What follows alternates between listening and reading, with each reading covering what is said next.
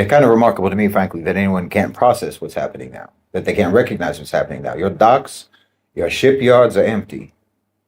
Cargo vessels are not bringing goods. Your shelves are going to be empty. There's going to be shortages. There's going to be job losses across multiple sectors, not just retail. Shipping, trucking, dock workers, construction, the energy sector, hospitals, schools, on and on. It's not a trade war. This is an economic war being waged by the A National OCGFC against the United States by means of the American government itself. Shahid Bolsen has always given us a lot of commentaries talking about how the global geopolitics keeps shifting from one point to another. And in today's video, he made a commentary about the collapsing economy in America and says that since the world has always been told that America is a superpower and it is a leading nation with a booming economy, all this is just PR made to prop up America. However, deep inside, there is an internal surgery that is needed to be done because America is falling and is falling so fast. If you're watching us for the first time, kindly remember to subscribe to this channel. We promise you great content. You can also join our membership so that you get access to exclusive content that we always produce. So let's watch, then come back in the end. Amazon never meant that.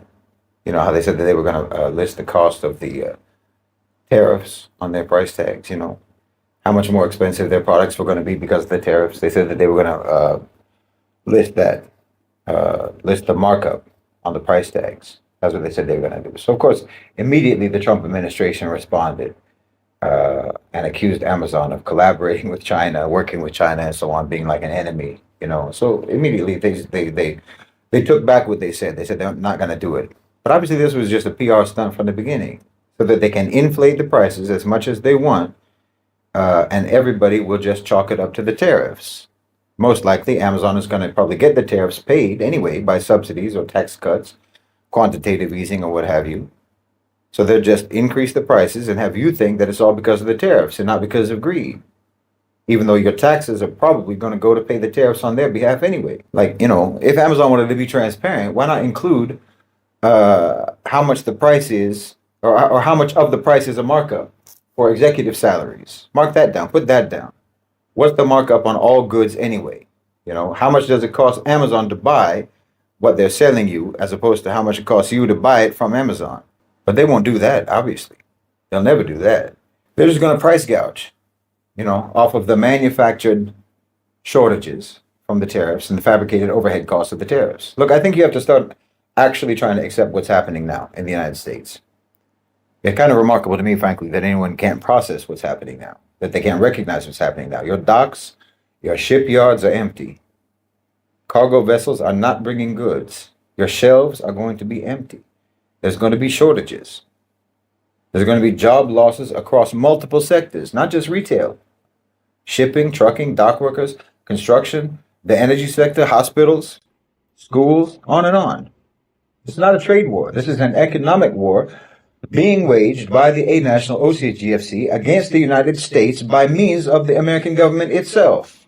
And it's not covert by any stretch of the imagination. It's as blatant as it can be. As I've said before, this is a downsizing operation. And the trajectory is not hard to see, nor is the reasoning behind it. And it's not about Trump, like I said before. Trump was just given the task because he's the right one for the task.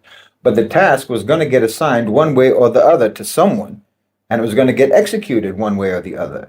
Because this is what has to happen. The paradigm is shifting. And if you're not aware of that, then once that paradigm has shifted, you will continue to operate in an obsolete paradigm, which is going to leave you completely helpless and completely vulnerable. Believe it or not, even though everyone thinks that I'm always expressing sort of gloom and doom about the United States, that's not accurate at all.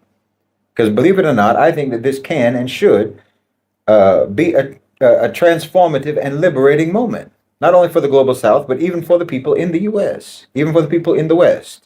Because at moments of massive transition, you know, moments of collapse, well, you have your best opportunity at those moments for establishing new ways of doing things, new approaches, new structures, new intellectual models, new societal models. Because things are in flux, now more than any time in our lifetimes. The people, the population, can actually capture some influence, some sovereignty, some independence, and they can have some say. But you won't be able to do that if you convince yourself that what's happening is not really happening. If you convince yourself that you're just going through some normal cycle in politics, that's not what's going on. This period of history that we're living in right now, wallahi, I think this is going to be looked back upon in history as the beginning of the great reordering, the great decentralization. You know, the language that everyone uses now is about multipolarity or polycentrism or what have you. But that's what we're talking about. Like I said before, that's what it all means. It means decentralization. This is going to be the theme of this era. And it's going to be manifested across sectors and at multiple levels. You should anticipate this, and you should plan accordingly, and you should act accordingly. The world is decentralizing. Countries are going to be decentralizing, particularly in the West. Do you see what I mean?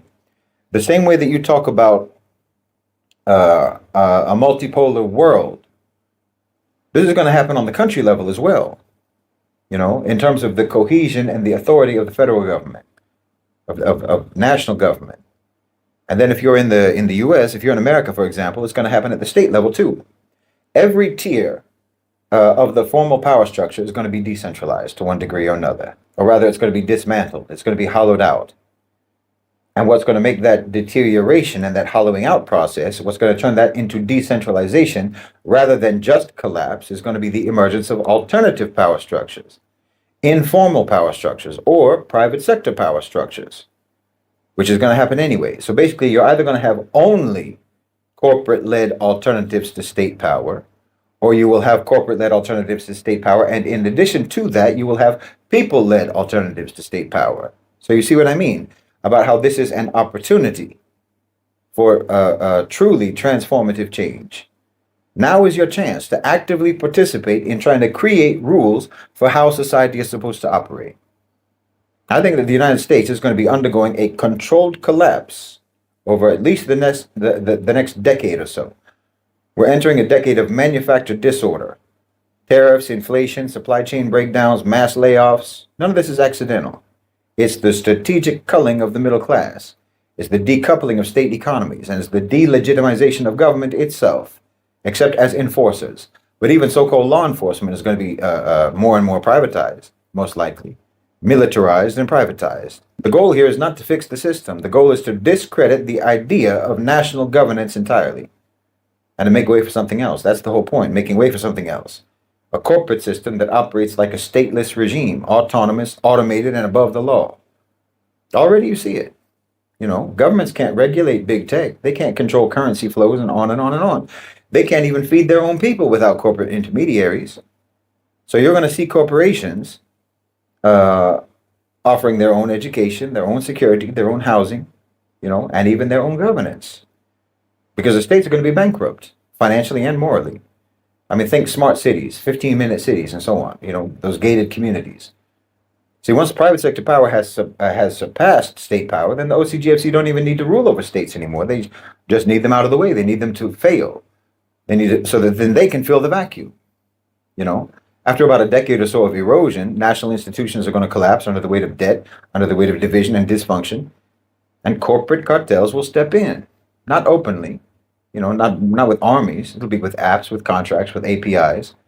You know, we're talking about de facto power, not formal official power. Official power will still be duplicitously attributed to feckless government bodies, and you'll get to distract yourselves as a population with the charade of political activism, fighting over who's going to be in charge of these empty institutions. You know, you're going to go to a school that's funded by a conglomerate. You'll be treated in a hospital that's run by a hedge fund, and you'll pay for it for the rest of your life. You know, if you get sick, if you have an injury, if you need any sort of medical treatment at all, you're entering into debt slavery. These companies are going to be the de facto governments, without any voting, without any representation, without any accountability. No accountability, just terms of service. By 2045, citizenship is basically going to be a subscription service, probably sooner. But this model isn't sustainable because human beings are not assets. They're not just data sets. They're not just markets. They're souls. And the soul rebels against this kind of thing. That's why you need to start now, working towards community sovereignty in your own communities. Not the nationalistic kind, not flag waving, but values-based, spiritually anchored. Create locally embedded systems of local governance, local trade, because when the system collapses, people are not going to need just food and water. They're going to need a whole framework. They're going to need a whole framework, a way to understand the world in the wake of this collapse. They're going to need a moral compass. They're going to need a functional economic model and a system of legitimate authority at a local level. You need to build an alternative civilization, is what I'm saying. Not just as a theory, but as a practice. I shouldn't say alternative civilization because you don't have a civilization now, to be honest. So I'm saying that you need to use this transitional period, this period of collapse, to actually finally build a civilization from the ground up. Resource sovereignty on a community level, communities that control their own food, their own water, their own energy, through collective cooperation. Economic decentralization, abolish this rentier capitalism. Introduce value-backed or labor-backed local currencies. Believe me, you can do this. Contributive labor systems. Now is the time to try to use your imagination. You need moral governance. Whether you like it or not, you need decision-making based on accountability to the creator and responsibility to the creation. I don't care if you're atheist or not. I don't care what your belief may or may not be. But you're not going to get anywhere by basing decision-making on arbitrary, capricious, ad hoc morality. That's what you've been doing, and it's gotten you where you are now. And you need transnational solidarity, collecting like-minded communities across borders. Not so that you can form a state, but so that you can form an order. You need to start brainstorming new models. The OCGFC operate with transnational solidarity. They built a system of order without borders. You should too. I've said it before. This is not utopian. This is strategic inevitability, if you're serious. Because when the OCGFC fails to deliver dignity, and they will, when governments fail to deliver survival, which they will fail, then the world is going to turn to those who can provide meaning and who can provide function and can provide both of these in tandem. And if that's not going to be you, it's going to be Jeff Bezos. It's going to be Bill Gates and Mark Zuckerberg and Larry Fink. Please understand, you're not powerless in this situation. You don't have to just be spectators. You can be the early builders of the next era. The OCGFC have a plan, so should we have a plan. The question isn't if the system is going to collapse. That's already underway. The question is what is going to rise in its place. So you should try to make sure that it is something that is worthy of the human soul. Obviously, the first thing that you're going to have to do is get beyond the twin lies that you've been told all your life, the twin lies that act as the major blinders to your vision in terms of being able to think about other ways of doing things. Of course, I'm talking about the twin lies of democracy and capitalism. The lie that America even practices either one because it doesn't, and it never has. And in fact, nobody does, truth be told, and nobody ever has. So you invested so much alleged virtue in those two words that now you have to pretend that that's what you practice over there, and you have to reject anything that doesn't go by those words, democracy and capitalism. But again, the fact of the matter is that the thing that those names supposedly means does not exist and never did, not in your country and not anywhere else. No theoretical model of government actually exists in real life. There's no virtue in a theoretical form of government that doesn't exist in real life. And there's no virtue in an economic system or a theory of economic management that doesn't exist in the real world, in real life. Every government, every power structure, every state is just pragmatic. That's all. There's no fancy word for that. There's no noble sounding, decorative term for how states actually operate in the real world. It's just the necessities of power. And those necessities are determined by culture, by morality, and by the priorities of that culture, and in accordance with the prevailing morality of that culture. In other words, power is going to act however it acts because of the instincts and the value system of any given society. And in the West, in Western society, that has always meant that the priority of power is consolidation, accumulation of power, wealth, and resources, and the suppression of anything and anyone that challenges that. That's the Western priority system. But every state, every power structure is the same insofar as it actually only adheres to pragmatism, not to any pristine theoretical model of governance. That's just the name that they put on what they do. Because obviously you don't have democracy in the United States. You don't have democracy and you don't have capitalism either. I hate to tell you. So actually there's no real reason why you should cling to these words or pretend to cling to these words when you don't actually practice them as it is. and you never did. You see what I mean? You know, they've got you so invested in thinking that these two things, these two systems, this political system and this economic system, are the best systems in the world, that you'll reject anything that doesn't have that label on it. Meanwhile, you don't actually have that system in your own society in real life. You're not a democracy and you're not capitalist. No, the United States is not what it claims to be. It's not the land of liberty. It's not the beacon of democracy. It's not the heartland of capitalism. America is just the nucleus of an engineered illusion. It's a global advertisement for a system that does not exist in practice, only in narrative. Only in narrative. And that narrative has only ever been used just to hold you back and to hold you down. To hold you down from ever pursuing any real change or improvement. And they limit you always in this simplistic, oppositional, binary thinking all the time about everything. You know, either democracy or tyranny, capitalism or communism, Republican or Democrat, black or white, for us or against us, win or lose, zero sum, on and on. Your minds are trained like this to stifle you from engaging with complexity. Why? Because the world is complex. And they don't want you to navigate the world outside of their instructions, outside of their guidance, outside of their framework. You know, capitalism and communism or socialism or Marxism or whatever. They make you think that these are the only options, that the only options that you have are Western models, theoretical models that are on the table, you know. And just like that, what they think about black and white in the United States, they got the one drop rule, you know. So one drop of socialism means it is socialism. Meanwhile, corporations are welfare queens. Your democracy is an oligarchy. But as long as you can put that democratic label on it, then you get to pretend that your system that bears no resemblance to a democracy is a democracy. You know, and as long as you've got 50 different types of toothpaste at the grocery store, then you have capitalism. And you stay invested in these falsely labeled systems, you know. Okay, you hold elections, you have your flags, you have your televised debates. That's not a democracy. That's choreography. You know, twice in the last generation, the person who won the presidency in America was actually rejected by the popular vote. Why? Well, everyone knows why. Because of the Electoral College, which is nothing but a relic designed to protect the slave states. And every election, every presidential election, they have to explain to you again why maintaining the Electoral College somehow makes sense. And somehow it doesn't actually subvert democracy, and it's a good idea. And it's all just confusing enough to make you feel ignorant whenever it's talked about. And then you just stop bringing it up if your candidate happens to be the one who's appointed.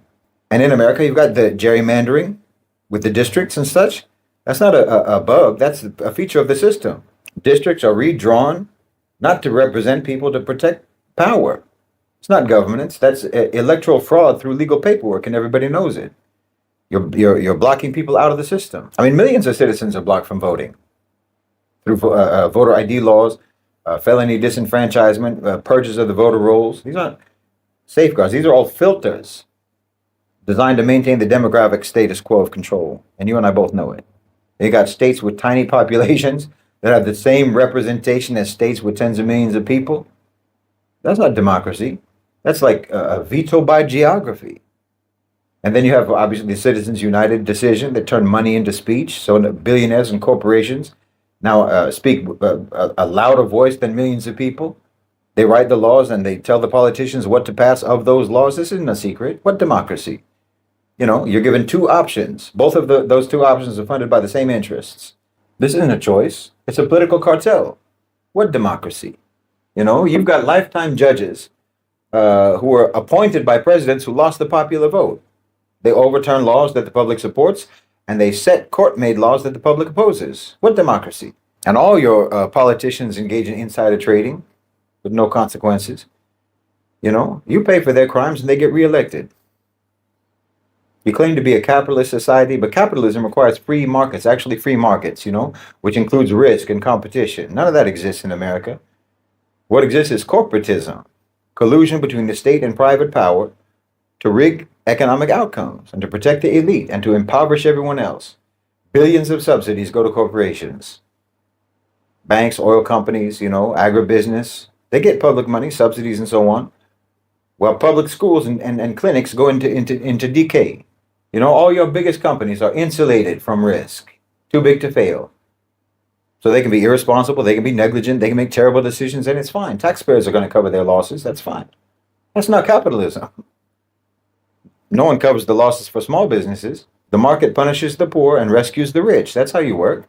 The Federal Reserve, which is a private institution, by the way, dictates artificial interest rates, printing money. You know, you need a license to braid hair in America. You put up all of these barriers to block the lower class from even being able to enter the economy, and you create these patent monopolies. IP laws don't protect creativity.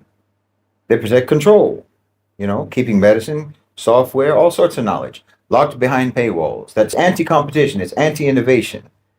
That's not capitalism. This is not capitalism. It's state-managed cronyism. Not to mention the military-industrial complex.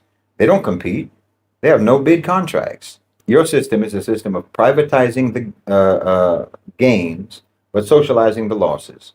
Profits are private, losses are public. You pay, they profit every time. You have socialism for the rich, but you have market rules for the poor.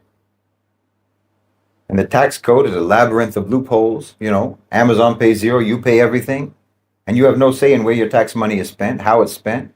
That's not taxation, that's tribute. Small businesses drown in compliance regulations, but the large businesses write the rules in the first place, and they get to bypass them. They tell you that that's all capitalism, and they tell you that capitalism is good, and you're supposed to be happy with that. But you have to understand this. Democracy and capitalism in the United States are just labels that they put on their system, which is actually only about total power consolidation. These labels are just tools of containment. It's a dual lock mechanism that maintains elite supremacy while convincing the masses that they're free. These are two eye patches that they put on your eyes. It's not a democratic republic. It's not capitalism.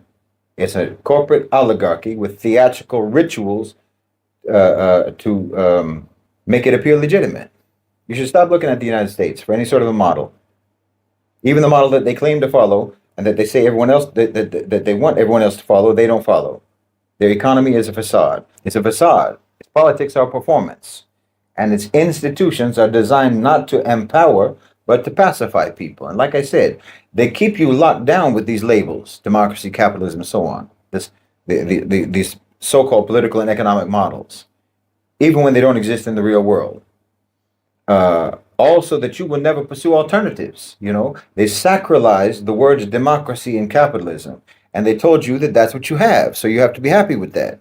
So if you start trying to build alternatives, then it's basically sacrilege. Yes, I said build alternatives. I didn't say look for alternatives from the existing political and economic models that are out there, because none of them exist in the real world, just in theory. Like I said, every country is a pragmatic hybrid, doing what they need to do to manage their societies according to the priorities that are dictated by their cultures and by their morality. There's no name for that. There's no label for that, and there doesn't have to be. But look, like I said, your society is heading for the rocks. And you have every right, and in fact, you have every responsibility to try to save yourselves and to try to save your families and to try to save your community as best you can. You don't owe anything to the people who steered that ship into the rocks. And you'd be a fool to trust them or to think that they have your best interests in mind. No, you need to start building alternatives just so that you can survive and your families can survive. But you need to take those eye patches off. You need to look at the world with open eyes. I mean, let me speak plainly. What's unfolding in the United States, you really need to understand this. This is not a passing phase. This is not a dip in the cycle. This is a structural transformation taking place, and it's not in your favor. The conditions that you're heading into, and which in many ways you're already inside of, the conditions that you're heading into are not the product of incompetence. They're the result of deliberate, systemic design, engineered scarcity, institutionalized theft, the planned obsolescence of the middle class. And it's really crucial for you to get the idea out of your head that incompetence has anything to do with it. Because if you don't get it out of your head, then you're going to keep holding on to the false hope that some politician is going to come along and get you out of this mess. You're going to keep thinking that, maybe if you just vote differently, things might change. No, you need to understand you are being deliberately, calculatedly, and willfully put down. And it's bipartisan and it's unanimous that this is going to be your future. Prices are rising, food, rent, fuel, electricity. Not randomly, not accidentally. This is not hyperinflation. This is slow suffocation. It's the erosion of your purchasing power. You know, you might see an extra dollar on your paycheck if they do a wage rise, but it's not going to buy what it could have bought you last year. There's not progress. There's bait and switch. Your standard of living is not going to be able to be maintained except by working longer hours, taking side hustles, you know, cutting back on family time, free time, and so on. That's the New Deal. This is not a recession. This is a regime. Wages are not going to catch up, not because they can't catch up, but because the labor market is being redesigned. The expansion of gig work, temporary contracts. This isn't a consequence of hard times. This is the consequence of a new model that's being pushed. A system of job insecurity is being normalized. Benefits are a new luxury. Full-time employment is a relic of the past. Please understand what's happening to you. Banks are not just being cautious about lending. They're weaponizing credit. You're being turned into vehicles for intergenerational debt. Car payments, mortgages, even credit cards, all of this is going to be used punitively. Defaults are going to rise. Bankruptcies will climb. Home ownership is going to become nothing but a fantasy. This is not a failure of the system. This is the system. There's no policy solution because the policy makers serve the architects of your distress. This is how it's going to be from here on out. Understand. Stress is going to be your constant companion. Anxiety, depression, sleeplessness, all of this is going to rise. But mental health services are going to recede behind paywalls. Crime is going to rise, not because of moral decline, not because people are getting worse, but because they're getting more and more cornered. Your neighborhood is going to become more dangerous, not because people are getting worse, but because making your neighborhood more dangerous is what the system has programmed to happen. Childcare, education, healthcare, these are going to become financial death sentences. You're going to have to choose between wellness and rent, between school books and groceries. You're probably already having to make those choices. This is what collapse looks like. Social bonds, community is going to fray. Local businesses are going to shut down. There's going to be fewer and fewer social activities. Time with family, time with friends is going to disappear. And you're going to retreat inward unless you resist that consciously and strategically, because survival is going to require you rehumanizing daily life intentionally, because they're trying to dehumanize it. Everyone who has assets, significant assets, real estate, stocks, precious metals, political connections, obviously they're going to be fine. They're going to thrive. They're going to buy up more land. They're going to buy up more homes. They're going to buy up more businesses, because your hardship is their opportunity. That's the system that your culture created. That's the system that your culture created. You're going to see the rise of extremism, far right, far left, religious cults, separatist movements, racist movements, fueled by the rage and the pain and the deepening distrust that everyone in the society has towards the institutions that are supposed to be serving them. And that distrust is justified. So what are people going to do? Well, they're going to move. More and more people are going to move out of the cities to cheaper regions, into the rural areas, if they're smart. They're going to try to close off as much of their debts as they can, downsize their lives. You know, a lot of people who are living on the street today are only living in the street because they tried to maintain a standard of living that they couldn't maintain, rather than downsize. They refused to downgrade their lives. So instead of downgrading their standard of living, they got evicted. You have to make hard choices, and you're going to have to make them fast. This is like the opposite of the fear of missing out, FOMO. This is the desperate hope that somehow you're going to be able to dodge all of the bullets that are being fired at you from every side by the economy, where you can't. Once you realize that this model doesn't work for you and that it was never meant to work for you, then you can start unplugging from it. And you can start trying to construct something new. You know, try to invest in what they can't take, your skills, your relationships, your community. Don't just prepare for scarcity, prepare for sovereignty. Because the reality is that you do not need a new financial model. You do not need a new political model or economic model. You need a new civilizational model. You need a strategy for dignity in a world that is collapsing under engineered disorder. You need grounded resistance that's ethical, intelligent, and collective. That's what I'm talking about. You cannot have a political or economic revolution without first having a cultural revolution. I mean, let me put it simply. The situation you're heading towards, your money is not going to stretch very far. Your workload is going to increase. Your access to basic goods is going to decline. By 2030, I would think that your purchasing power is probably going to decline by at least 10 to 15%. You should look for whole cities and whole states to go bankrupt with increasing frequency, fiscal crises, all while the government is going to deny that you're even in a recession. They're probably going to claim that you're in a recovery. They'll probably even try to tell you that it's the best economy ever. The economy is booming. But I wouldn't be surprised if by 2030, it's going to take 30 to 40% of your income just to buy groceries. If food banks were listed on the stock exchange, that would be the best investment you could make right now, because they're going to be booming, just like Starbucks was in the early 2000s. The new franchise opportunity, food banks.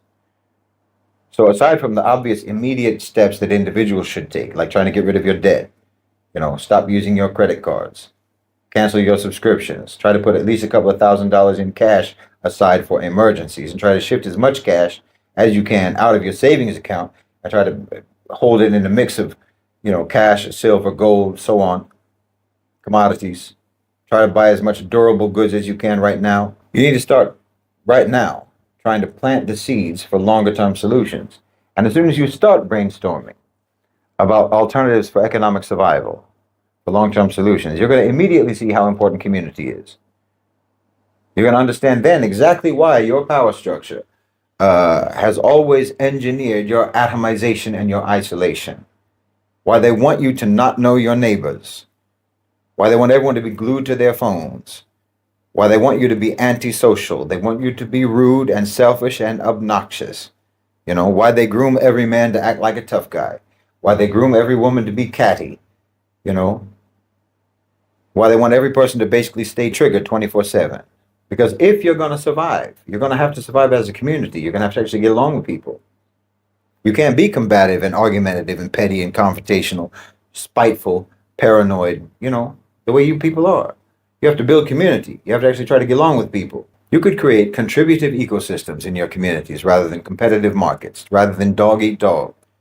Shift from a consumer to producer role by encouraging your community to form small interlinked collectives based on locality, where each member contributes labor, skills, or goods in return for mutual access to necessities, food, goods, and so on, education, services, not for individual profit, but for collective self-sufficiency, actual cooperation. You can organize neighborhood syndicates, that collectively import essential items from non-tariffed countries, or that even directly produce goods with 3D printers and so forth, community-run cooperatives and so on. I'm telling you, you need to think about the fact that state governance, federal governments is going to disintegrate.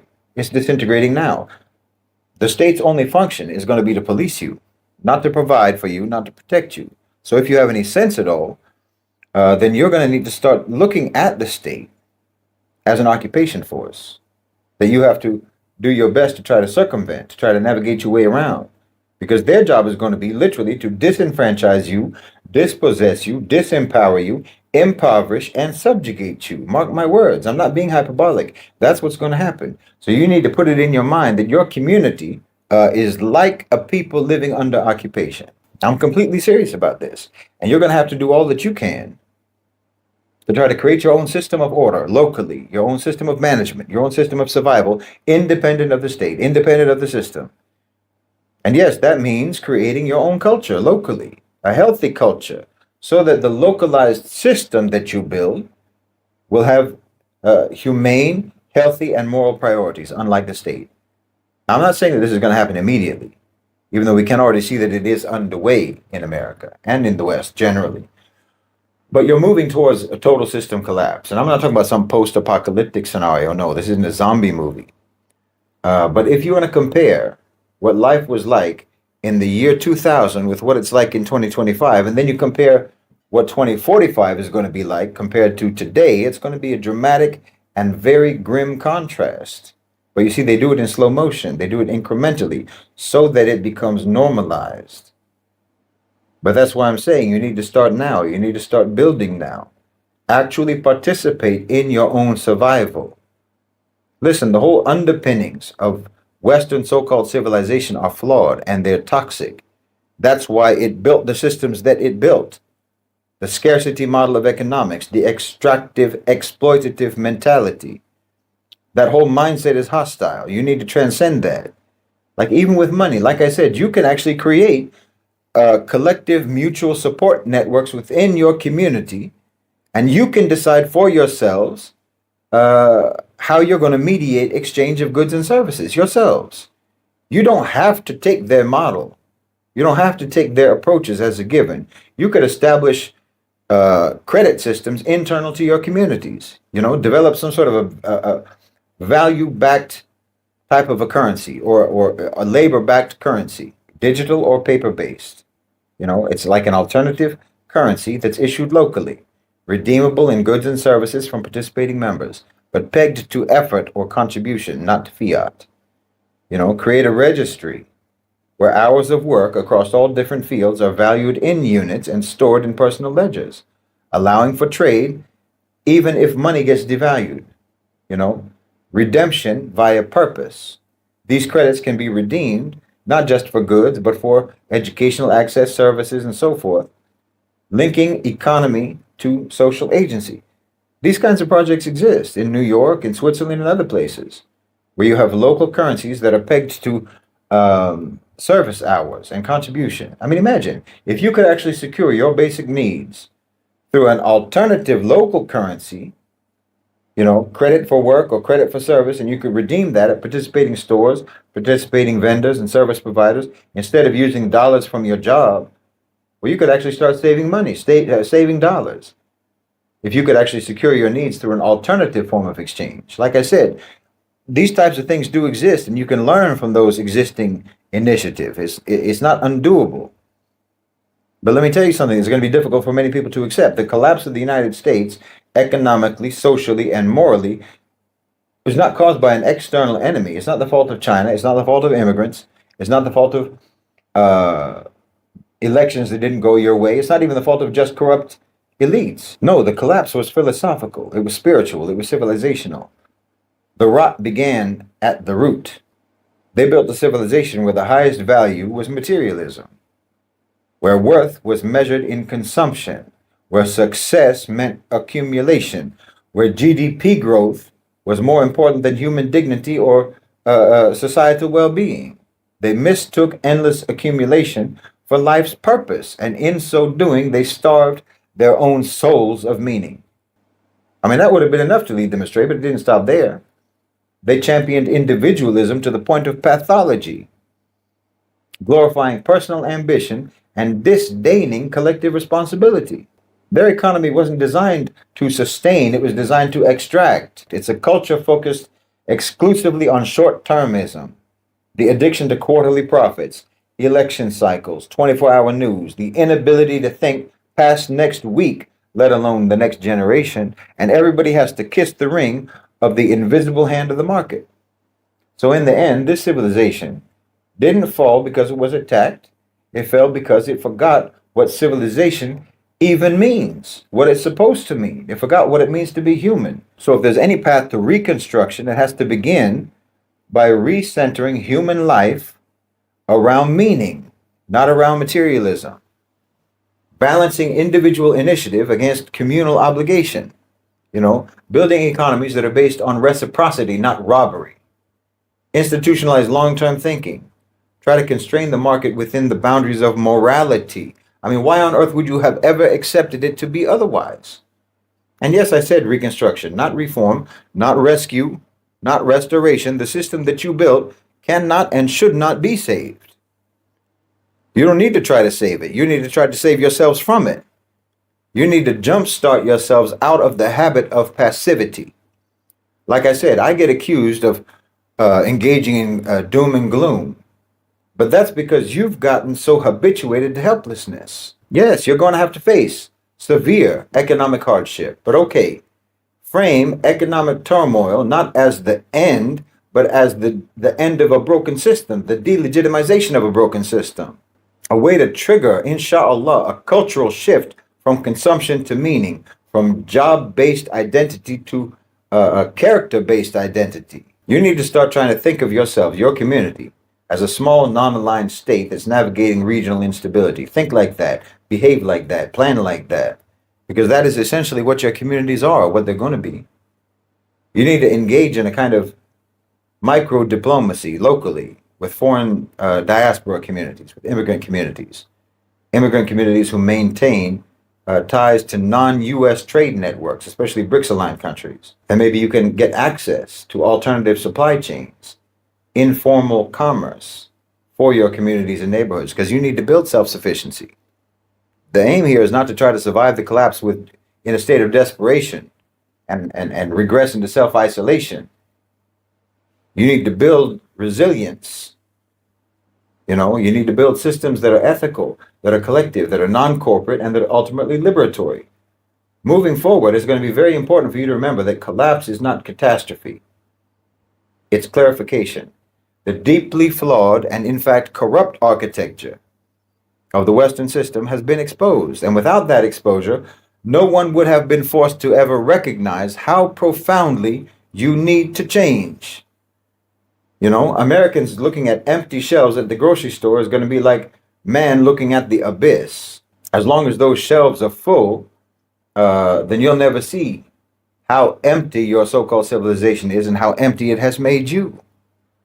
No, you need a whole cultural, psychological, and civilizational realignment. That's why I said no Western theories are going to be able to provide a remedy for you. Your so-called leftists, they'll say that wealth redistribution will solve all the problems. But that doesn't alter the fundamental structure that led to the disparities in the first place. Nah, the leftists, the Marxists, and so on, they're just as much about money and materialism as the capitalists are. Redistribution without structural correction is just a management strategy for continuing the injustice and the oppression. For the West, the only framework that you have is either private property or communal ownership. Capitalism, communism. Either private property or state ownership. Private property, yes or no. That same old binary thinking, You don't have a concept that understands our relationship to wealth, our relationship to property, as one of stewardship and custodianship, or as a conduit. It's about circulation, not accumulation. Wealth isn't something to brag about. It's something that you will be asked about, what you did with it and what you did to get it. But you can't get past the having it part, You need to get past that. But the whole system that you have has put you in such a desperate situation that you can't get past that. And see, they've got you feeling obliged to these systems that don't fulfill any obligations to you. They have you feeling obliged to it, so that you think that if you abandon those systems, you abandon those theories, you abandon those labels like democracy, capitalism, so on, you think it's some kind of betrayal or some sort of a rebellion. Because again, you have that combative mindset, the with us or against us mentality, even though the us in that framing is actually against you too. No, realignment is not rebellion, it's recovery. It's a recovery from all of the damage that your so-called civilization has done to you and all the damage that is done to everyone else in the world. I mean, I know the transformation is going to be hard. You're literally going to have to start from zero. But it has been so wrong for so long that just getting back to zero is actually progress. Because what I'm talking about, the type of changes that I'm talking about, the type of changes that you need to make, what I'm talking about is for you to actually return to the way that healthy societies always used to function before those Western predatory, parasitic, materialistic pathologies took over and drained all meaning from your life. That's why I say realignment, because you're disaligned now. You're dislocated, you're disjointed, you're dysfunctional, and you're broken. And you need to get back into alignment with what it means to be a human being. Shahid Bolsen delivers a searing critique of American democracy and capitalism, exposing their fragility amid an engineered economic collapse. He argues that America's system, often lauded as a beacon of freedom, is a hollow illusion, propped up by corporate dominance and financial manipulation, rather than genuine democratic principles.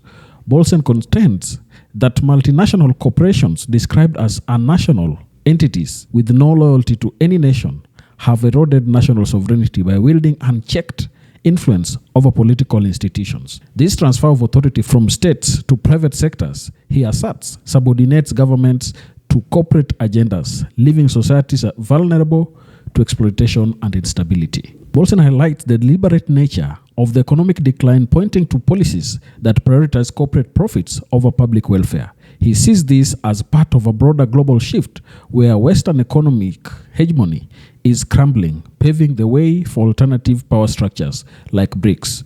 For communities, particularly Muslim ones, he advocates for reclaiming sovereignty through economic self-sufficiency and political independence. This involves rejecting dependency on Western systems and fostering localized resilience to withstand global economic turmoil. Bolsen emphasizes psychological localization, urging communities to redefine their identities and proposes outside the frameworks imposed by external powers. His commentary also critiqued the myth of Western exceptionalism, arguing that the US and Europe are not models of stability, but civilizations in managed decline. He points to deindustrialization and rising debt projected to hit over $50 trillion in the US by 2033 as evidence of a systemic failure. For Bolsen, true sovereignty requires communities to build autonomy in multiple spheres, resisting integration into global corporate networks that stifle independence.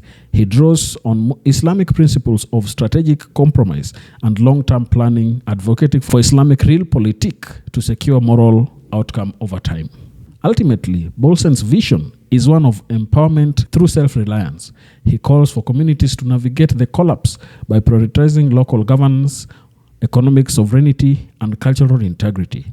His message resonates as a warning and a roadmap as global systems falter. Communities must forge their own path to survive and thrive in an era of upheaval. That is it from us today. If you're watching us for the first time, remember to subscribe to the channel, like this video, and also share. Thank you, and may the good Lord bless you. Goodbye.